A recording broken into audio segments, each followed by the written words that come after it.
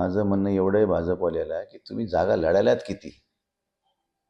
तुमच्या महापौर करायला लागणाऱ्या संख्या एवढ्या जागा तरी तुम्ही लढायलात का हे आधी विचार करा आणि मग सांगा महापौर आमचा होणार आहे म्हणून. म्हणजे हे उगं चोराच्या उलट्या बॉम्ब आहेत आहे. हे ह्यांच्या हाताने काय होणार ना जाणं आहे. ह्यांनी 2 अंक्यात जरी आले तरी म्हणायचं आपण की ह्यांचा महापौर झाला समजू आपण. आज मुख्यमंत्री सगळं म्हटलंय की 29 एकूण महापालिकेपेक्षा 27 महापालिकेमध्ये युतीचंच पडतं.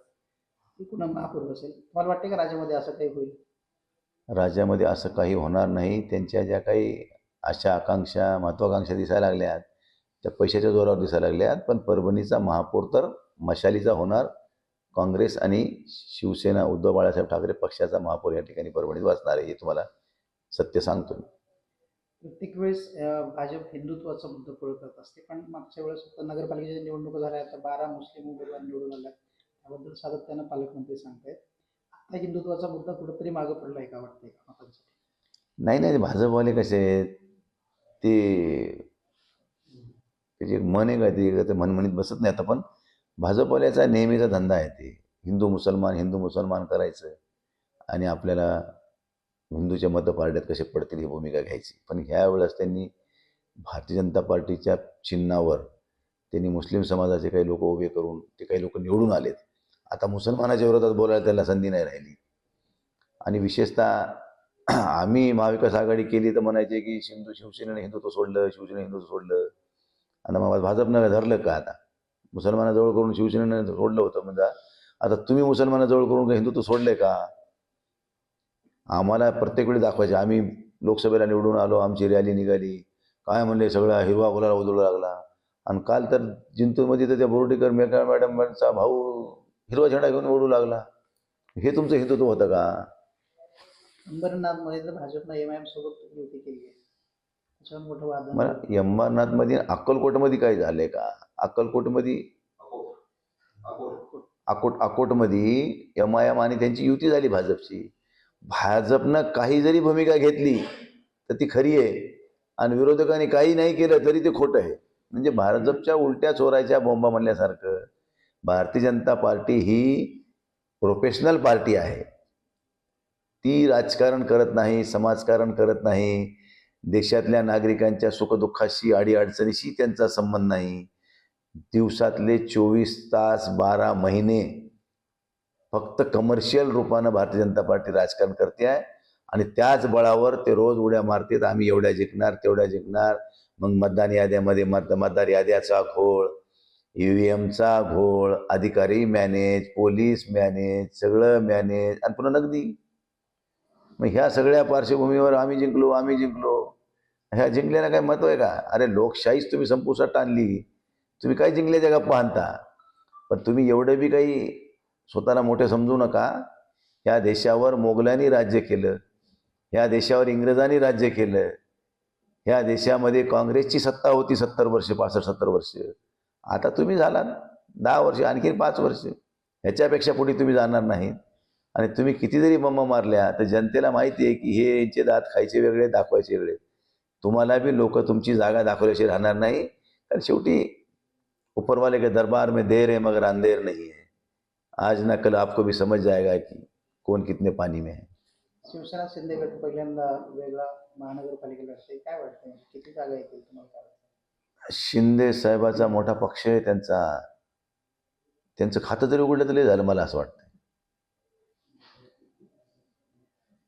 एकूण आघाडीमध्ये तुम्ही लढताय काँग्रेस आणि UBTचं, कशा पद्धतीने निवडणूक लढताय, काय कशा पद्धतीचा विश्वास आहे? आम्ही अबव 40 40 पेक्षा जास्त आम्ही दोन्ही मिळून जागा जिंकू. आणि शिवसेनेचा मशालीचा महापौर ह्या ठिकाणी परभणी महानगरपालिकेवर बसणार. हे तुम्हाला आज सांगालो. आणखीन मतदान बाकी आहे, निकाल बी बाकी आहे. एवढा विश्वासानं सांगताय, काय म्हणजे कसे गणित आहेत सगळे? बघा, काय म्हणजे आमच्या कार्यकर्त्यांचं प्रत्येक वार्डमध्ये नेटवर्क चांगलं आहे आणि सामाजिक बांधिलकी ठेवून परभणी जिल्ह्यामध्ये, आमच्या परभणी शहरामध्ये आम्ही सातत्यानं काम करत आलोत.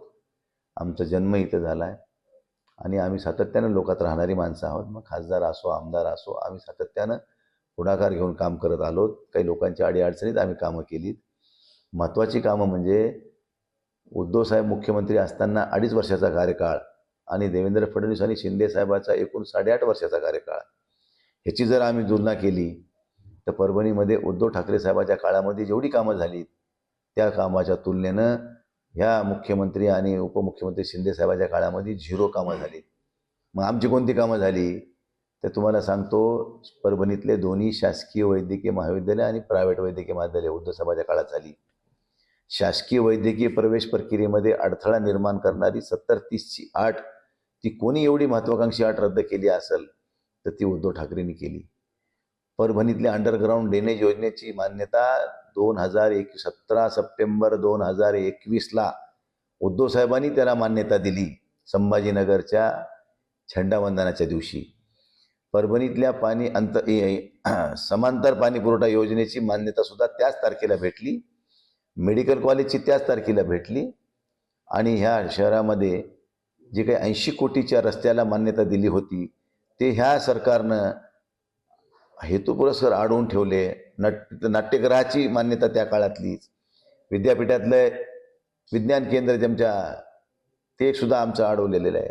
म्हणजे जेवढी कामं उद्धव साहेबांच्या काळात मंजूर झाली तेवढ्या कामाचा निधी अडवणे, त्याच्या कामाच्या डिले करणे.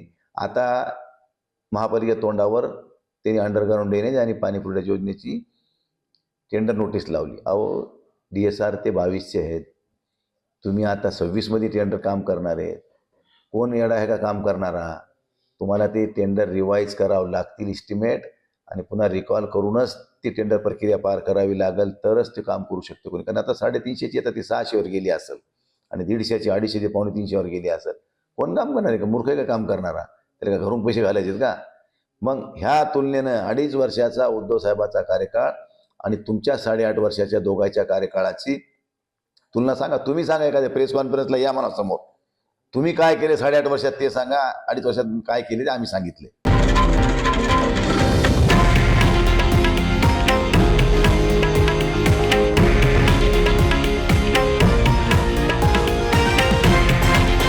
हे आहे देशातील नंबर 1 न्यूज नेटवर्क आणि आपण पाहत आहात TV9 मराठी, एकमेव.